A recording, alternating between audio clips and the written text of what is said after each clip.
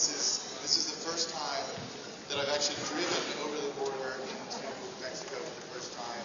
My first visit to Tijuana. I've just moved to Northern California, so I'm much closer to you all, which I'm delighted about. And I'm delighted to hear all the stories of innovation about this area, this city, this region. And it's very exciting. And I think that the work that I've been doing over the last few years on these last two books, Where Good Ideas Come From, and the new one, Future Perfect, which just came out a couple weeks ago, I think is directly relevant to the kind of project that is underfoot here in Tijuana. So I want to talk to you basically about the arguments, tell you some stories from both these books, and start really with Where Good Ideas Come From. This is a book that I wrote a couple of years ago, which is an attempt to understand, in a sense, the ingredients of innovation and of places and of cities that encourage creative, imaginative, disruptive new ideas, whether those ideas are in science, whether they're in technology or in business or in the arts. I tried to look at as many examples of this kind of innovation as I could find at various different points in history and various points around the globe, to see if there were a series of kind of recurring patterns that show up in unusually innovative environments or in the careers of unusually innovative people. And in the end, I discovered 7 distinct patterns that are in the book, and I want to talk to you about a few of them. The first one is what I call the slow hunch. Now, for some reason, we have almost this innate desire to tell stories of innovation in terms of eureka moments, light bulb moments. You're walking down the street and suddenly this idea pops into your head and the world changes. An apple falls from the tree and you've got a theory of gravity, right? These are the kind of stories that we like to tell about innovation. But if you go back and actually study where good ideas come from and look at the history, what you find almost always is that sudden moment of epiphany, the sudden light bulb moment, is almost always a myth. That in fact, the most important ideas, the most disruptive ideas, are preceded by this long period of kind of incubation, where they start as a hunch, they start as a feeling that there's a problem worth exploring, but you can't quite explain why, the sense that there's an avenue that you should be going down, but you don't know where it's going to lead. And often stay in that state for years, sometimes even decades, before they mature into something that's really usable or practical and then goes on to change the world. And there's a great example of this in the story of a technology that has changed all of our lives. And that's kind of embodied in this image back here. This is, for those of you who can't read the handwriting on this, it says, "This machine is a server. Do not power it down." And the telltale giveaway of what this is it says CERN in the upper left-hand corner there, which is the Swiss physics lab where Tim Berners-Lee invented the World Wide Web more than 20 years ago. This little sticker was on the original World Wide Web server back when the entire web was running on one machine. So you could literally trip over the power cord and take the entire web down with you, right? You'd be like, "I'm so sorry, we should plug that back in. I feel really bad." So how Berners-Lee came to create this extraordinary technology, maybe the most important, new technology of the last 20 years, is a classic case study of the slow hunch at work. So he shows up at CERN as a young programmer in 1982 and is instantly kind of overwhelmed by the information overload of the place. There's so many projects and people and interesting papers being published, and he can't keep track of it all. And so he decides to start working on a little side project, just a hobby really, to help him keep track of all the fascinating information that's flowing through his new job. And so he starts working on a project. He initially calls it Inquire, and he actually builds a little tool that kind of creates links between different ideas and different people. And he uses it for about 2 years, and then he puts it away, gets distracted. And then in the mid-'80s, he picks it up again, and he sketches out a second version, which he called Tangle. The World Wide Web was almost called Tangle, which I kind of like. And for that, he really actually doesn't build any working code, but he gets a kind of an architecture in place.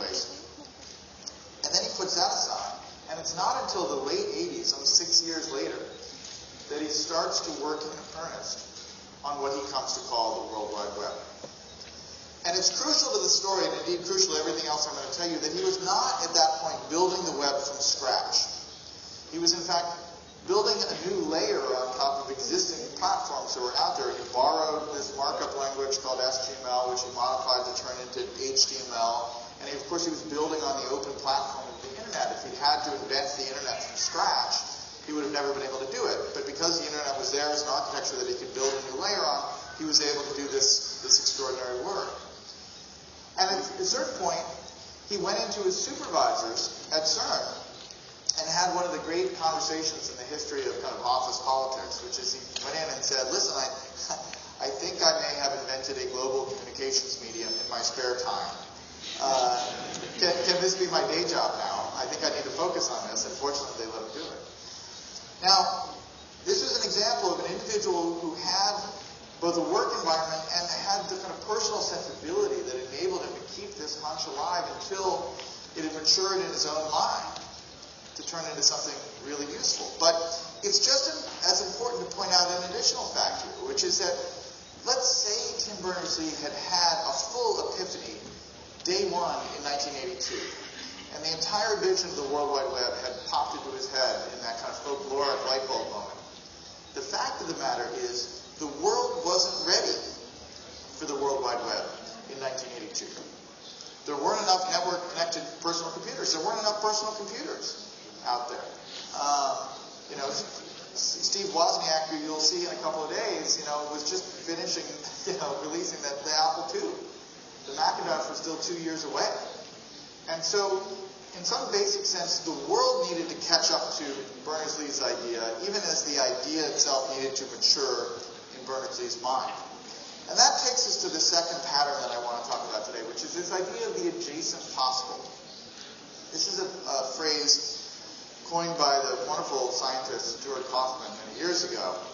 And what he means by the adjacent possible is this. This is one of these concepts in innovation that actually applies in the history of technology, in the history of science, and also in the history of biology, in the history of life.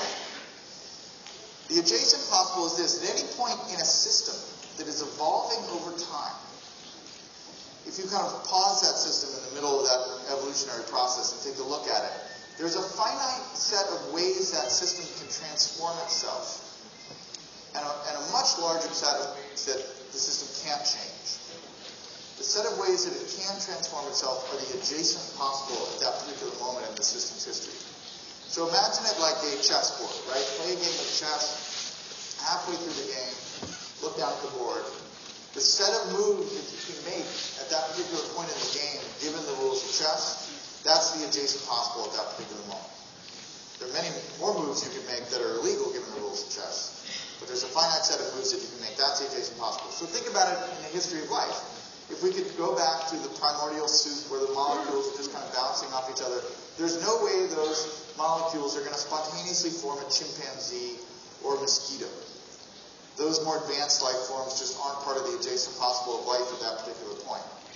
By the same token, however smart you are, however many eureka moments and epiphanies and light bulb moments you have, you cannot invent a microwave oven in 1650. Right? There's just no way to do it. The building block ideas aren't there. The concepts, the consumer behavior, expectations, the whole set of technologies aren't there, however smart you are to invent a microwave oven. So when we're trying to be innovative, we have to think about the context, the kind of possibility space that surrounds us at any given moment. What is part of the adjacent possible? What moves can we make? And there's a great example of the power of this kind of thinking that's visible in this slide here. This is a neonatal incubator. One of the great life-extending technologies of the last 100 years, invented in the late 19th century, probably done more to reduce infant mortality rates than any other technology of the last 100 years.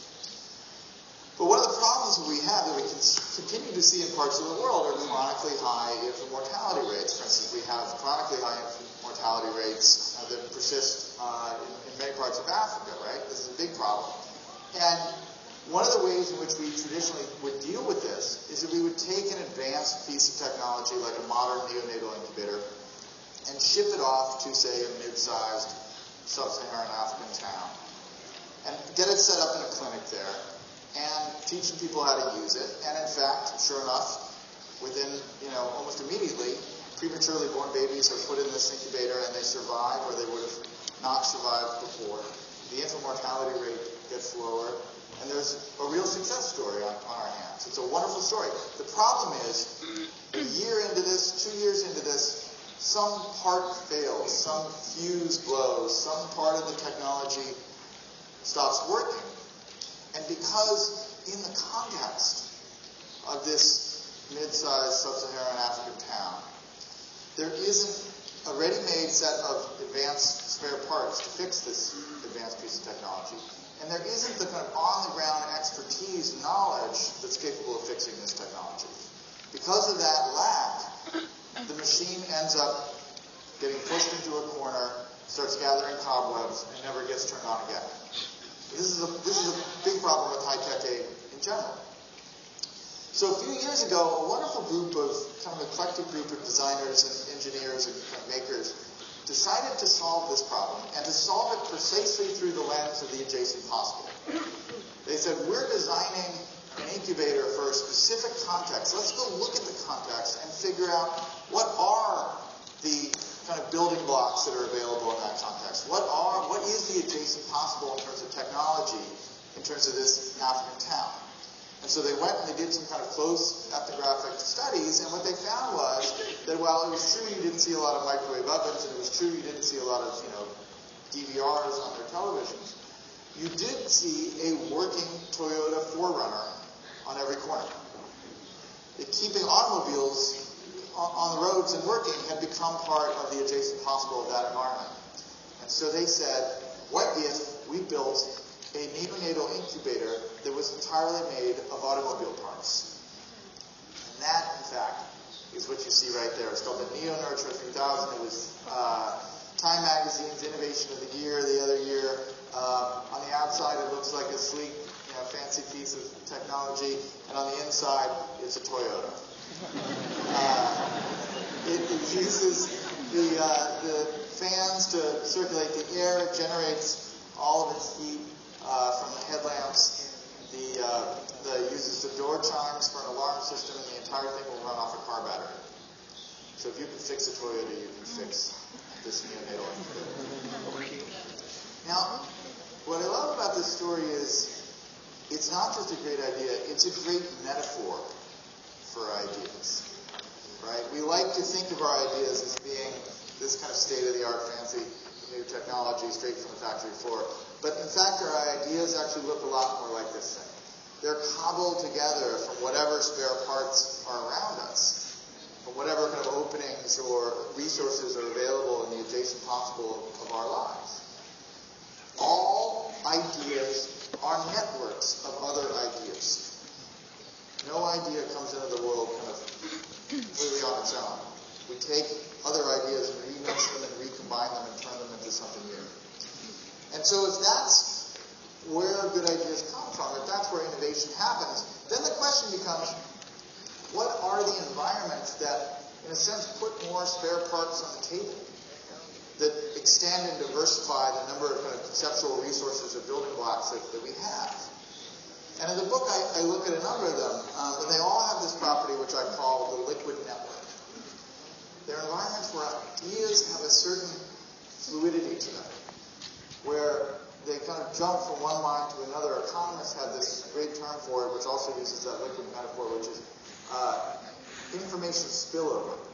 Environments where ideas are just, people are kind of too close to each other, and so ideas just jump naturally from mind to mind. This is one of the great opportunities that Tijuana has, because one of the places where liquid networks work incredibly well is in dense urban areas. Right? This is why cities have traditionally out-innovated just about any other kind of social organization on the planet. When you crowd people together, ideas naturally flow from mind to mind. You create these liquid networks. And one of my favorite examples of a liquid network at work is the 18th century coffeehouse. particularly in Europe, in Paris and Vienna and in England. If you had to figure out the kind of geographic location of the Enlightenment, that great flowering of intellectual activity and commercial activity, scientific activity in the 18th century, if you had to figure out where it happened, you would be wrong to say that it happened in a university lecture hall or in a corporate boardroom. It happened more often than not in a coffee house. People would get together, drink a lot of coffee, and come up with these amazing world-transforming ideas. Lloyd's of London, the insurance company, was originally Lloyd's Coffee House. It was a place where the ship captains and the local merchants and the investment community would get together and they would drink coffee. And over time, they started to think about ways in which they could take a little bit of risk out of this very lucrative but also very risky practice of sending ships all around the world. And so out of those coffee house conversations, the modern insurance business was born. Ben Franklin used to hold court in the many years that he lived in London at a place called the London Coffee House, which was near St. Paul's Cathedral. And he had this group that would meet every 2 weeks. And they would get together and they would drink way too much coffee and they would talk about electricity and other developments in science and chemistry. And they would talk about the American political situation. And they would talk about new business ideas and new religious ideas. And out of those conversations, just an astonishing number of big ideas, transformative ideas emerged.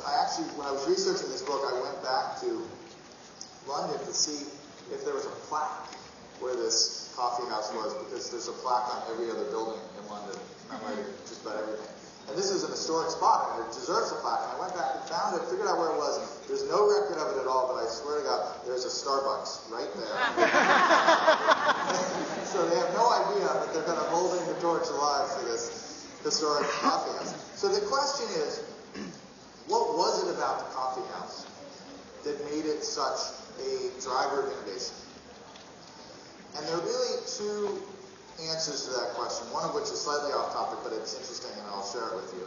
And that first answer is this. It is the simple fact that they were drinking coffee and tea. Because until coffee and tea became affordable enough for both the mass and the elites of Europe to drink it, which was really around 1700, until that point, the daytime beverage of choice for the entire population was alcohol. People would wake up in the morning and they would drink beer for breakfast, beer through the morning, and they'd have a little wine with lunch. And there were these big gin epidemics in the 1600s where people were drinking inordinate amounts of gin. And ironically, this was the healthy choice because the water wasn't very safe to drink. And so people were like, I would like to drink the water, but unfortunately I must have this beer with my eggs. And so the reality of life is that, and the historians who are talking about this quite enough, is that the entire population of Europe was just drunk all day long until the early 1700s. And so the argument goes, and there's a lot of serious scholarship to back this up, that the great flowering of intellectual activity that happened in the 1700s came from a mass kind of dietary change, where people, instead of drinking depressants all day long, were suddenly drinking a stimulant all day long. And suddenly they had more kind of, think about it in your own life. I know this is purely theoretical. If you woke up every morning and drank beer with breakfast and went off to work, and then you switched to coffee, you too would be a little bit more productive on the job, and you would have more interesting ideas probably. So that switch, in a sense, the bloodstream of Europeans kind of switched from one drug to another drug, and it in part fueled this great energized century. But the other more important point to our concerns here today is that the coffee house was a multidisciplinary space. It was a place where people with different backgrounds, different interests, and different hobbies would get together and have these open-ended conversations. And it was precisely because they were coming from different perspectives, and they were kind of challenging each other, or bringing new ideas and new metaphors and kind of porting them over from one field to another, that new sparks and new connections appeared. By having these conversations where they weren't just all focused on one field, they weren't working for one company, they weren't in one department in the university, but they had many interests. Someone like Ben Franklin was a coffee house all by himself, even when he dined alone, right? He had so many different hobbies and interests. And so when these groups came, they were very powerful. And this is one wonderful opportunity that cities have now. And we're seeing a great kind of flowering of this in things like co-working spaces. And when you go to the coffeehouse now, when you go to a Starbucks now, you don't see a lot of these conversations because everybody's just sitting there with their laptop and they've got their headphones on. But in a co-working space, where it's a kind of an open office that's being shared by lots of different individuals working on different kinds of projects. It's not just one company, it's a couple of startups, it's a couple of freelancers, it's a couple of people between jobs, it's a couple of people who are working for another company that's based in another city. What you get in those shared spaces is precisely that liquid network, where interesting connections are formed, where people suddenly realize that someone else in the office who wasn't working with them actually has a great piece that completes the puzzle that they're working on in their job. So by encouraging this kind of open liquid network collaborative workspace in a dense urban area, that is a great kind of recipe for driving innovation. We're seeing that in a lot of cities, and I'm sure that there's experiments like that going on in Tijuana. Now, where this takes you, if you think about ideas as being kind of a collision between different fields and different interests and different passions, then it takes you to a very different perspective on the importance of diversity in our communities, in our lives, in our organizations, in our cities. This is not the traditional kind of multicultural argument for diversity, that we want to be around people who are different from us so that there will be more kind of social tolerance in our civic life or in our communities. That's a great value. That's an important value, and we should continue to pursue that. But there's another point about diversity here that is also worth making, which is to say, when we create diverse environments, we are smarter. We are smarter as a group precisely because we have more perspectives. There's a wonderful set of kind of experiments by a really interesting scientist named Scott Page, who's done both kind of sociological studies and computer models. And what he's found again and again in these studies is that a group of very smart people who all come from the same field or same profession, when they come together to try and solve a problem, and their work is compared to a less intelligent but more diverse group,